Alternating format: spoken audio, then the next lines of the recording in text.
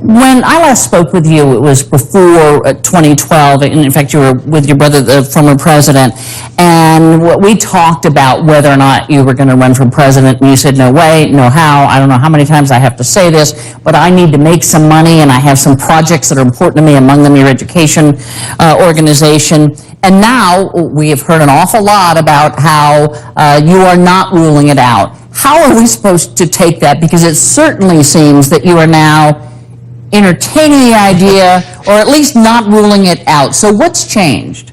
So nothing's changed. When you asked me before 2012, was I going to run in 2012? And I said no. I went through the process and decided it wasn't appropriate.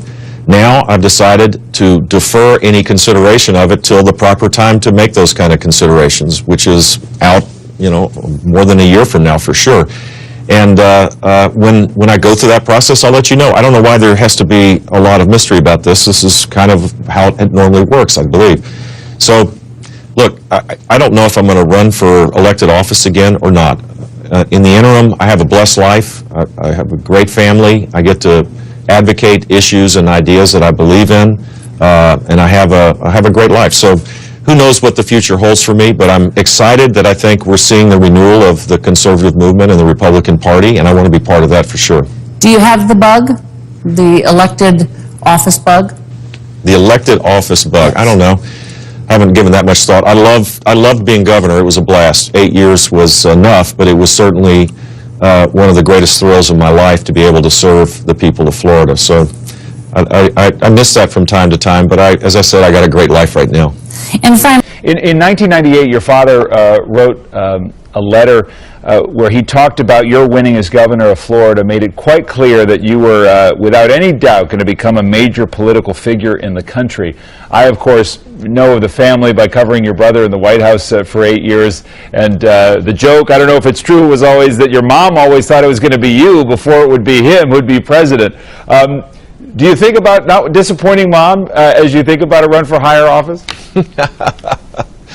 I don't know what my mom's view on this. I'm not going to ask her either because I don't want to begin the process to think about it until it's the proper time to do so. I'm proud of my family. My son is running for statewide office in Texas. Now I know what my dad feels like when he wrote those letters about George and I. Do you, as you think about it, and eventually you'll make some calculations, do you think the country would be willing to support a third run for a Bush in the White House? That's a good question. I don't know. I'm not going to worry about that till we get further along. I can tell you that I'm proud to be George H.W. Bush's son and George W. Bush's brother. That's not really answering your question, but it is what it is, and I'm very proud of being related to them and to my mom and to our entire family. How about, you've done a lot of interviews this week, been out there a lot. The New York Times said it was a rocky week for you in your re-entry into national politics, and I wonder if that's how it felt to you, and it did affect your thinking about a possible presidential run someday at all? I haven't found it to be rocky, but I'm not viewing this as a political re-entry either. I just don't view it that way.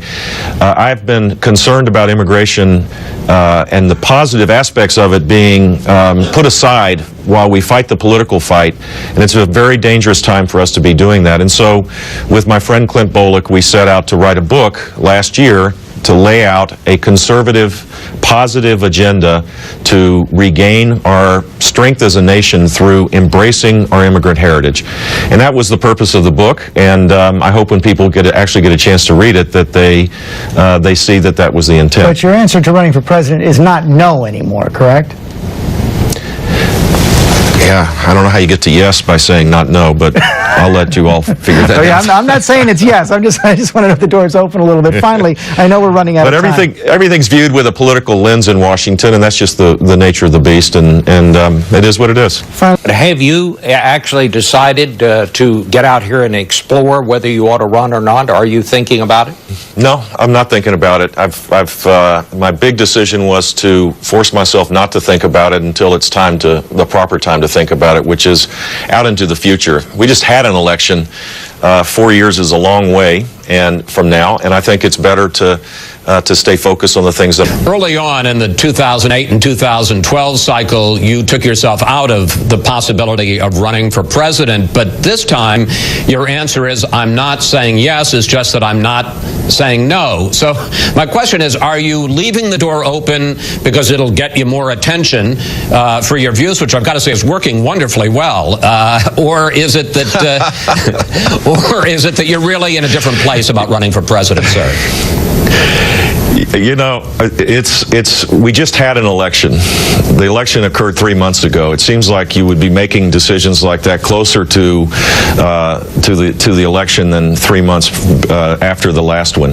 And so it's a sincere thought that maybe it's better to make decisions in the proper context at the proper time. I love the fact that in Washington world, all logic is just based on illogical things, that I would create all this controversy so that people would buy the book. That's just fantastic. You're not the first person that has hinted at that. Well, it has worked. Let me ask you a couple of more questions about the illogic of whether or not you would run in 2016. Some people say that obviously you're very proud of your family and proud of their accomplishments, but the question is, would it be a political burden? I think it's fair to say that when your brother left the presidency, he was somewhat unpopular. We looked around. The most recent poll shows that 46% view him favorably, 49% view him unfavorably. Do you think that there is any Bush baggage? Do you think that would be a problem? No, I don't think there's any Bush baggage at all. I love my brother. I'm proud of his accomplishments. I love my dad. I am proud to be a Bush. And if I run for president, it's not because of something in my DNA that compels me to do it. It would be that it's the right thing to do for my family, that the conditions are right, and that I have something to offer. If I don't run, I have a blessed life. I can continue to do what I'm doing now, work on education reform, and advocate the policies that I believe in, and also live a private life. And that decision will happen, as I said, later on. And one last question in this regard. Terry Jeffrey, who is a conservative columnist, said if you were to run, that you would not be the conservative candidate, you would be the establishment candidate. Do you plead that you'd be the establishment candidate? You know what? I don't even think about it. I'm here at the Reagan Library, and I'm proud to be here. And I just, the idea that you have to put everybody in these categories that's Washington world. Out here, there are people really concerned about the future of our country and the structural problems we have, and they're looking for solutions. And I'm going to be part of offering those solutions, whether I'm a candidate or not.